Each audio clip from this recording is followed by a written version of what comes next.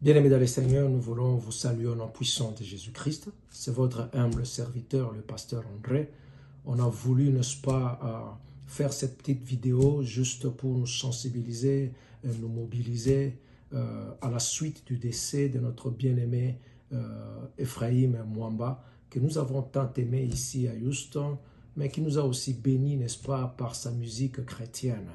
Alors, le but de cette vidéo, c'est d'amener la communauté congolaise, mais aussi le corps du Christ, n'est-ce pas, à avoir une pensée pieuse à cet homme qui nous a laissés, mais aussi à voir comment contribuer afin que nous puissions supporter la famille dans le programme de funérailles.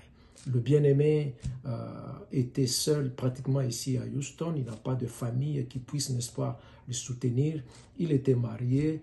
Il a laissé derrière lui une veuve, 5 orphelins et sa femme est grosse. Vous comprenez qu'on a besoin, la famille a besoin de l'aide pour que nous puissions arriver, n'est-ce pas, à avoir des funérailles qui soient dignes de son nom. Je vais juste lire un petit passage qui va tous ensemble nous encourager, nous fortifier, non seulement à demeurer dans l'attitude de prière, mais aussi à porter une pensée qui est pieuse à la famille qui vient de rester. Nous allons lire le livre de 2 Samuel, chapitre 1er. Je veux lire le verset 25 jusqu'au verset 27e. La Bible déclare: comment des héros sont-ils tombés au milieu du combat? Comment Jonathan a-t-il succombé sur ces collines? Je suis dans la douleur à cause de toi, Jonathan, mon frère. Tu faisais tout mon plaisir.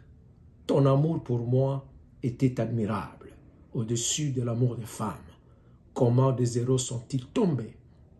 Comment leurs armes se sont-elles perdues? Tout de suite, vous comprendrez avec moi que c'est l'histoire du roi David avec le roi Saül et son fils Jonathan. À l'issue de la bataille entre Israël et le Philistin, le roi Saül et son fils Jonathan sont morts. Lorsque David a appris la nouvelle, il a déchiré les habits. Non seulement lui, mais aussi les anciens d'Israël se sont couchés par terre. Ils ont pleuré. Et ces jours-là, la Bible me fait voir que David, n'est-ce pas, a composé un cantique funèbre qu'il a demandé aux enfants d'Israël, qu'il a demandé aux femmes d'Israël de toujours chanter et de le faire chanter aux générations futures. Pourquoi? Parce que David considérait ou a considéré ces deux hommes comme des héros. Lorsque nous lisons ces passages, il nous dit et il insiste, il pose la question aux enfants d'Israël. Il pose la question, n'est-ce pas, aux anciens d'Israël. Comment est-ce possible que les héros puissent tomber au champ de bataille? Il dit que Jonathan, mon frère, tu faisais tout mon plaisir. Quand j'étais avec toi, tu me faisais du bien. Il prend pour dire ton amour pour moi était très admirable. Mon frère, ma soeur, nous venons de perdre quelqu'un de grand dans le corps du Christ, le bien-aimé Ephraim Mwamba.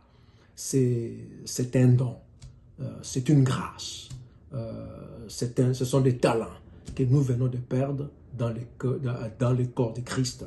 Et j'aimerais, à l'instar du roi David, n'est-ce pas, parce que je suis convaincu et je crois que nous avons été tous bénis par ces dons, ces talents que le corps du Christ vient de perdre.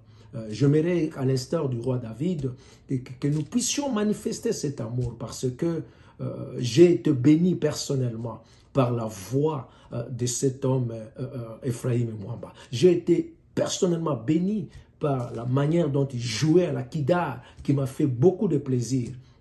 Et je ne pense pas que je sois la seule personne qui avait été bénie, mais je crois que nous sommes des milliers et que l'Église, le corps du Christ ici à Houston, a bénéficié de cette bénédiction du ministère du bien-aimé Ephraim Mwamba. Nous voulons, n'est-ce pas, toi qui m'entends dans cette vidéo, nous sensibiliser. Nous voulons vous encourager au travers de ce court message pour que nous puissions venir ensemble, non seulement et soutenir la famille financièrement, afin que nous puissions enterrer cet héros, lui faire de funérailles qui soient dignes de ce nom, mais que nous puissions aussi porter une pensée pieuse, n'est-ce pas, prier pour la famille, afin que Dieu les encourage, que Dieu les fortifie et que Dieu les soutienne pendant ces temps difficiles. Alors, toi qui m'entends, est-ce qu'on peut s'élever ensemble, amener nos contributions, porter nos prières, afin que nous puissions réserver à ses frères de funérailles qui soient dignes de son nom, parce que le corps de Christ vient de perdre un héros. Que mon Dieu vous bénisse abondamment. Nous vous aimons tous bien. Shalom, shalom. Amen.